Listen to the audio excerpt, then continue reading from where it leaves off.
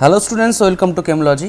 দেখো, আজকে molecular orbital theory থেকে যে মেন কোশ্চেনগুলো আসে, specially bond order, bond length, bond dissociation energy, যেটাকে আমরা শর্টকাট বিডি বলছি, বা আরও ধরো ম্যাগনেটিক প্রপার্টি। তো স্পেশালি আজকে আমরা কী শিখবো?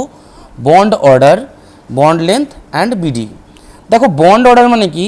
বন্ড অর্ডারকে আমি বিও দিয়ে লিখছি। Bond order equal to half into number of bonding electrons minus number of anti bonding electrons. তো এটা হচ্ছে বন্ড অর্ডারের সূত্র। এবার এই নাম্বার অফ বন্ডিং ইলেকট্রনস আর অ্যান্টি বন্ডিং ইলেকট্রনস কোনগুলো? তো এর জন্য আমাদের মলিকিউলার অরবিটাল থিওরিতে আমাদের কোনো মলিকিউলের ইলেকট্রনিক কনফিগারেশন জানতে হবে। দেখো, যখন কোনো মলিকিউলের, ধরো কোনো একটা মলিকিউল আছে, সেই মলিকিউলের অ্যাটমিক নাম্বার, ঠিক আছে, বা total electron number, electron number 14 বা 14-এর থেকে কম হবে, অর্থাৎ 14 বা 14-এর চেয়ে কম। যদি ইলেকট্রন সংখ্যা যদি 14 বা 14-এর চেয়ে কম হয়, তাহলে আমাদের যে সূত্র আমাদের ফেলতে হবে সেটা হলো এরকম: sigma 1s, sigma star 1s, sigma 2s, sigma star 2s, পাই 2py, পাই 2pz,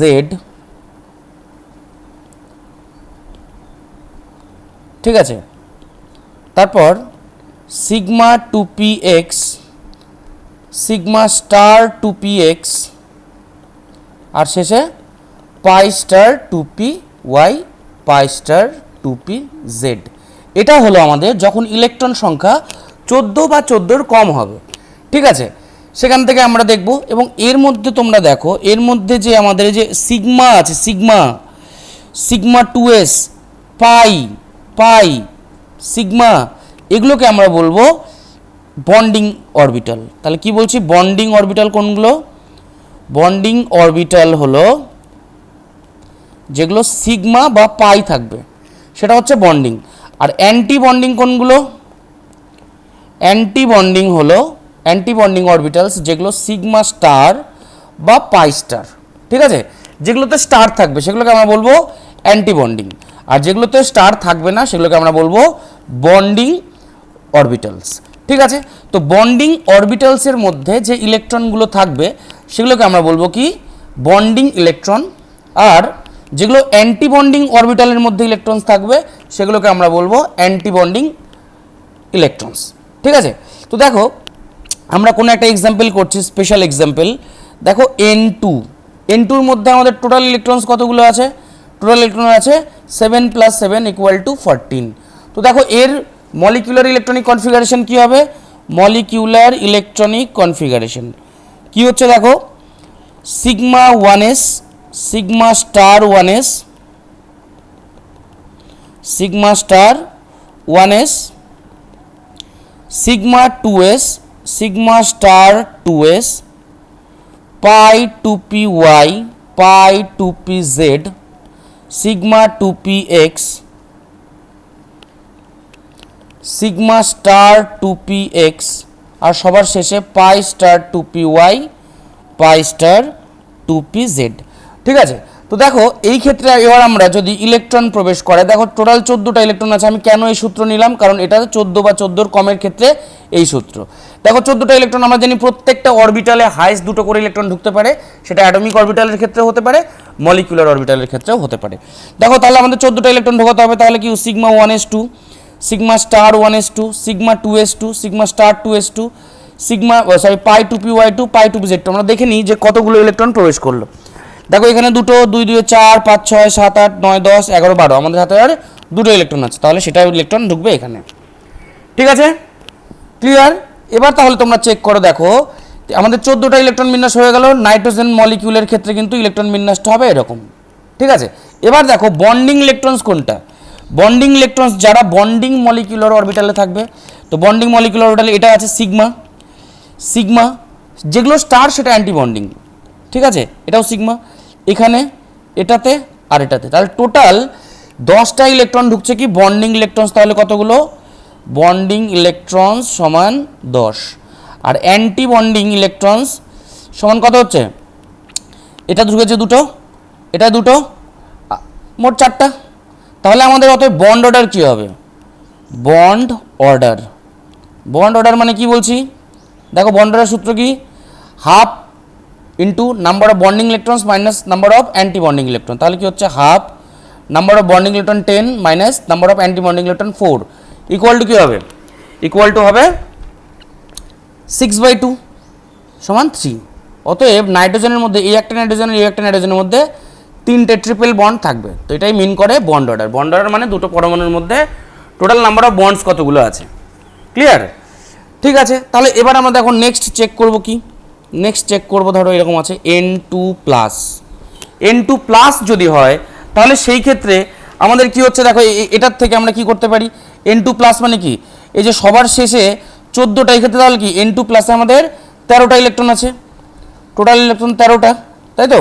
তাহলে 13টা ইলেকট্রন থেকে আমরা কি করব, প্রথমে আমরা ঢুকাবো sigma 1s2, sigma star 1s2, sigma 2s2, sigma star 2s2, pi 2py2, pi 2pz2, আর সবার শেষে কী হবে, সিগমা 2px1। কেন দেখো 2 2 4 5 6 7 8 9 10 11 12 13, তার মানে এই ক্ষেত্রে আমাদের বন্ডিং ইলেকট্রনস কতগুলো থাকছে, বন্ডিং ইলেকট্রনস থাকছে কিন্তু 10টা, কিন্তু অ্যান্টি বন্ডিং ইলেকট্রনস হয়ে যাচ্ছে কতগুলো, anti bonding electrons, anti bonding electrons হচ্ছে আমাদের এখানে, ও সরি বন্ডিং থেকে আমাদের কমছে তাই না, তার মানে কি হচ্ছে বন্ডিং ইলেকট্রনস আমাদের 9টা, আর অ্যান্টি বন্ডিং ইলেকট্রনস কতগুলো হয়ে যাচ্ছে 4টা, তার মানে কি হচ্ছে এক্ষেত্রে 5/2 ইকুয়াল টু 2.5। তাহলে N2+ এর ক্ষেত্রে আমাদের কি বেরোচ্ছে 2.5, N2+ এর ক্ষেত্রে মাথায় রাখতে হবে কিন্তু, N2+ এর ক্ষেত্রে কত বললাম 2.5। এবার চলে আসি আমরা দেখো নেক্সট, এবার যদি আমরা এরকম করি N2- এর ক্ষেত্রে যদি বের করতে হয় তাহলে টোটাল ইলেকট্রন কত আছে 7 + 7, আর এখানে একটা মাইনাস নেগেটিভ চার্জ আছে, মানে কি আরেকটা ইলেকট্রন বেশি আছে, যার জন্য আমি 1 যোগ করে নিলাম, টোটাল হলো 15। দেখো যখন 15টা ইলেকট্রন হবে তখন তো আর সেম ইলেকট্রনিক কনফিগারেশন আর হবে না, তখন আমাদের ইলেকট্রনিক কনফিগারেশনে কী যেতে হবে, মাথায় রাখতে হবে এই সূত্রটা আবার, যখন কি হবে নাম্বার অফ ইলেকট্রনস যখন আমাদের greater or equal to 14 sorry equal to হবে না, গ্রেটার 14 যখন হবে, যখন 14-র বেশি হয়ে যাবে তখন সেই ক্ষেত্রে আমাদের যেটা মাথায় রাখতে হবে সেটা হচ্ছে sigma 1s, sigma star 1s, sigma 2s, sigma star 2s, sigma 2px, pi 2py, pi 2pz, pi star 2py, pi star 2pz, আর সবার শেষে সিগমা স্টার 2px। ঠিক আছে, দেখো 14-র বেশি যখন ইলেকট্রন, 15টা ইলেকট্রন আছে, তাহলে এই ক্ষেত্রে আমরা কী করে প্রবেশ করাবো, এই ক্ষেত্রে আমরা প্রবেশ করাবো কী করে, দেখো প্রথমে দুটো, 2 2 4 5 6 7 8 9 10 11 12 13 14, আর এখানে একটা ইলেকট্রন প্রবেশ করলো, তার মানে টোটাল আমাদের 15টা ইলেকট্রন প্রবেশ হলো।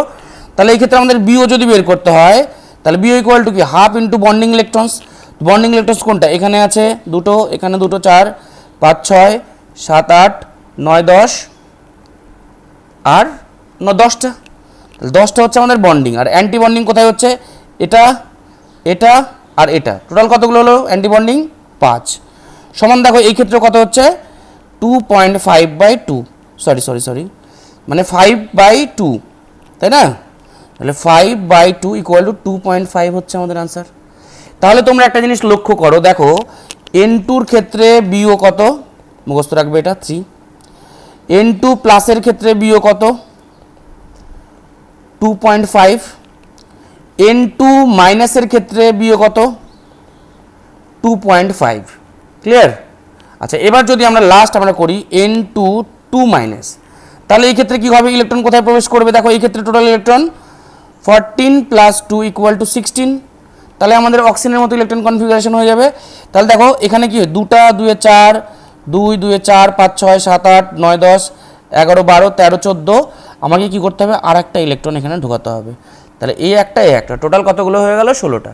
এবার তোমরা বলতে পারো স্যার আমরা এখানে দুটো ইলেকট্রন ঢোকাতাম, তাহলে কিন্তু হুন্ডের সূত্র মানতো না, তো যার জন্য আমরা একটা একটা করে ইলেকট্রন প্রবেশ করালাম।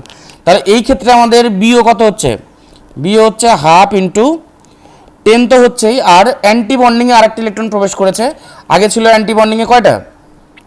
5টা অ্যান্টি বন্ডিংয়ে ছিল, এখন আমাদের অ্যান্টি বন্ডিংয়ে আরও একটা ঢুকে গেল, অর্থাৎ 6টা হলো। তাহলে সেই ক্ষেত্রে কী হবে? 10 - 6/2 মানে আলটিমেট কত হচ্ছে?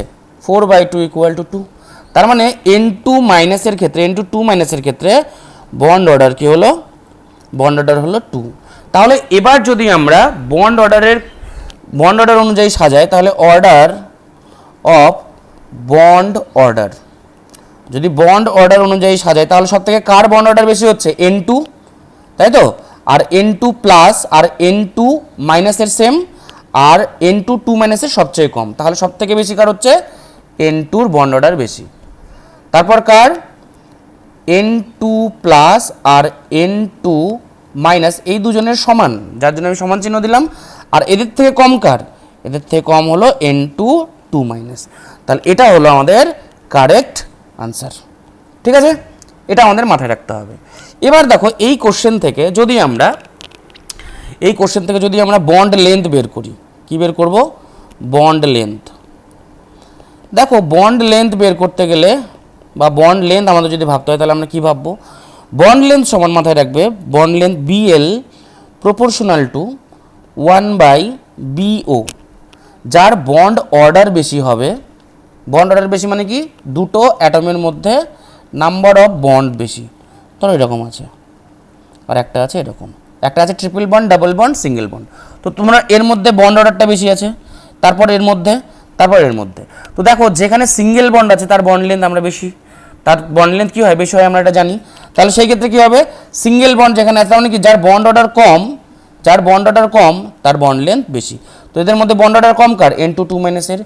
N2 2 মাইনাসের কি বন্ড অর্ডারটা সব থেকে কম, যার জন্য এর বন্ড লেন্থ কী হবে? বেশি হবে। তাহলে আমরা কী করব?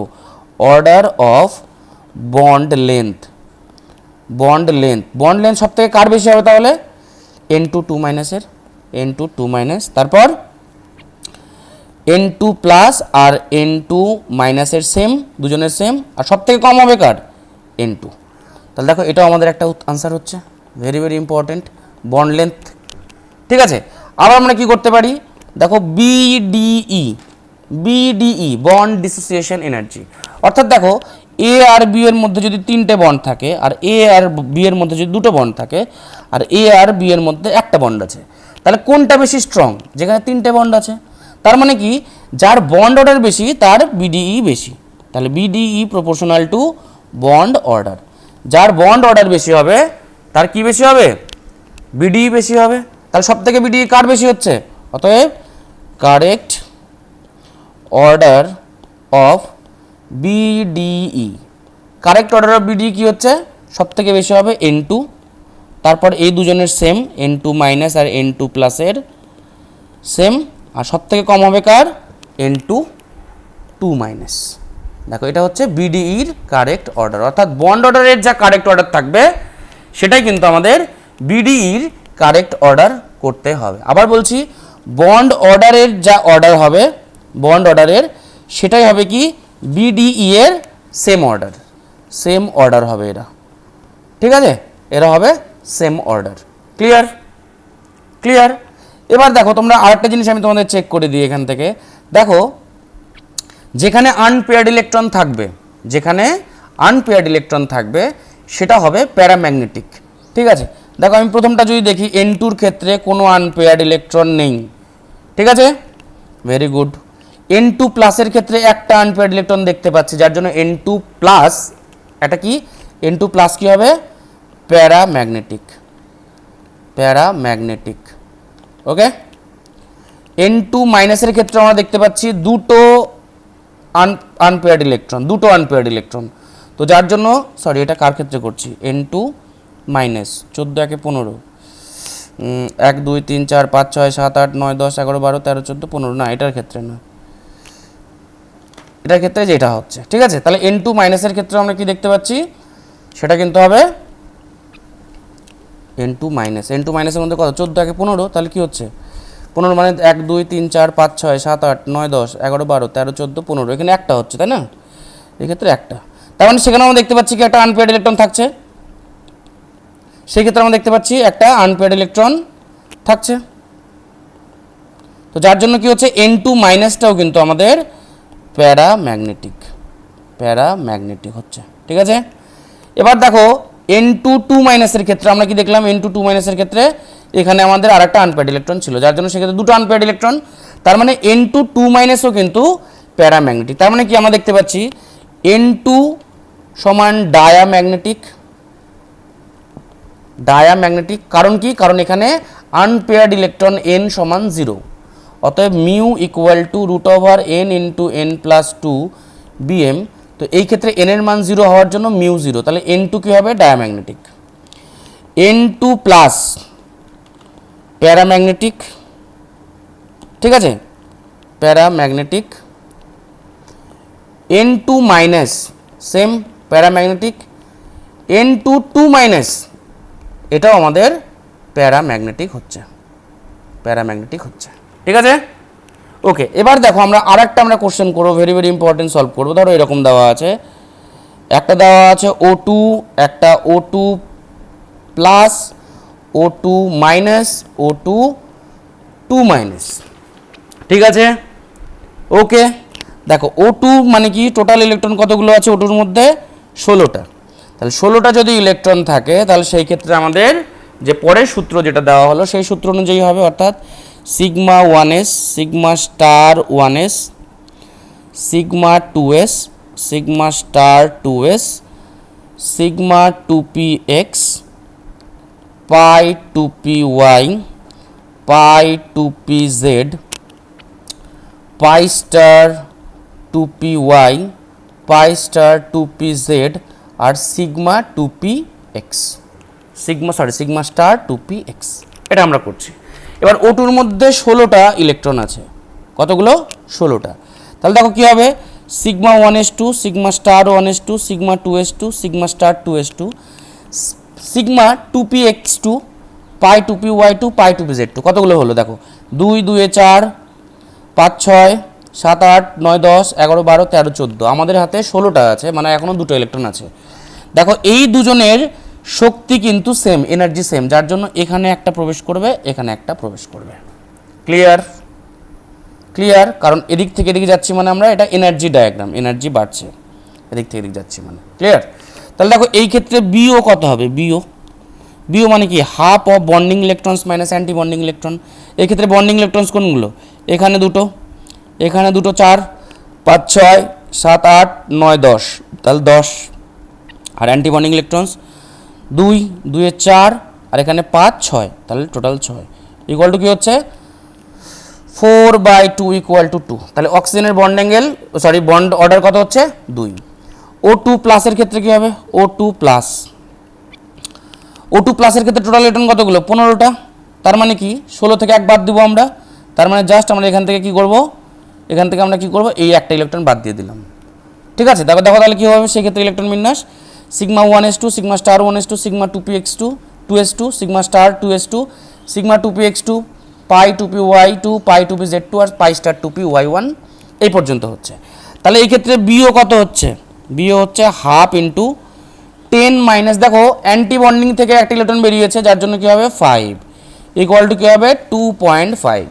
ক্লিয়ার, দেখো O2 মাইনাসের ক্ষেত্রে, টোটাল ইলেকট্রন কতগুলো, 16 প্লাস 1 ইকুয়াল টু 17।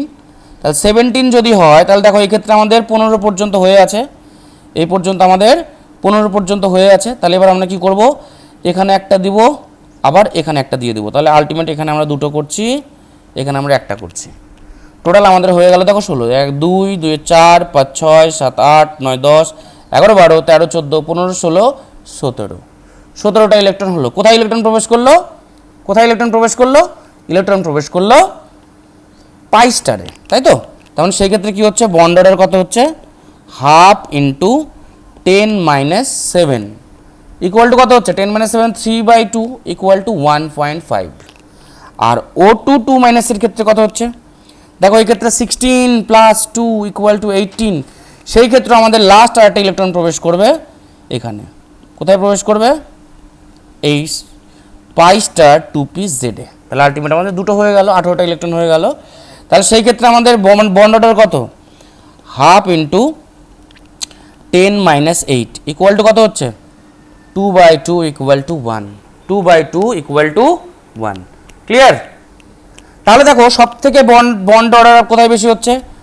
সব থেকে বন্ড অর্ডার হচ্ছে আমাদের O2 প্লাসের ক্ষেত্রে 2.5, অক্সিজেনের ক্ষেত্রে 2, O2 মাইনাসের ক্ষেত্রে 1.5 আর O2 2 মাইনাসের ক্ষেত্রে 1। তাহলে আমরা কি করব? তো correct order of bond order কোনটা সব থেকে বেশি হচ্ছে? বেশি হচ্ছে O2 প্লাসে। তাহলে O2 প্লাস, তারপর O2, তারপর কে বলো কে হচ্ছে? 1.5 O2 মাইনাস, O2 মাইনাস, আর সবার শেষে সব থেকে কম বন্ড অর্ডার কত? O2 2 minus. তাহলে এটা হচ্ছে আমাদের বন্ড অর্ডারের কাহিনী। দেখো বন্ড অর্ডারের যে অর্ডার হবে সেটাই আমাদের কি হবে? বিডির অর্ডার হবে। একটু আগেই বললাম, কারণ দুটো অ্যাটমের মধ্যে যত কি থাকবে, যত সংখ্যক নাম্বার অফ বন্ড থাকবে, তত সেই বন্ডটা কি হবে? স্ট্রং হবে। তো যার জন্য সব থেকে বন্ড ডিসোসিয়েশন এনার্জি কার সব থেকে বেশি হবে? বন্ড ডিসোসিয়েশন এনার্জি বেশি হবে সেম অর্ডারে, অর্থাৎ O2 প্লাস, তারপর O2, তারপর O2 মাইনাস, তারপর O2 2 মাইনাস। তাহলে এটাও কিন্তু আমাদের বিডির অর্ডার হচ্ছে সেম। আর লাস্ট কি আছে? বিএল, অর্থাৎ বন্ড লেন্থ। বন্ড লেন্থের কাহিনী তোমাদের একটু আগে বললাম, যার বন্ড অর্ডার যত কম তার বিএল তত বেশি। তাহলে বিএল সব থেকে কার বেশি হবে? উল্টো করে দাও, অর্থাৎ O2 2 মাইনাসের বিএল সব থেকে বেশি, তারপর O2 মাইনাস, তারপর O2, তারপর O2 প্লাস। তাহলে এটা হচ্ছে বন্ড অর্ডারের, বন্ড লেন্থের correct order of bond length. Clear? এবার দেখো, তাহলে আমরা এই তিনটা জিনিস শিখে নিলাম। এবার দেখো এদের ক্ষেত্রে প্যারাম্যাগনেটিক কোনটা হবে। দেখো কি ছিল? O2 মাইনাস, O2 2 মাইনাস, আর একটা ছিল O2 প্লাস।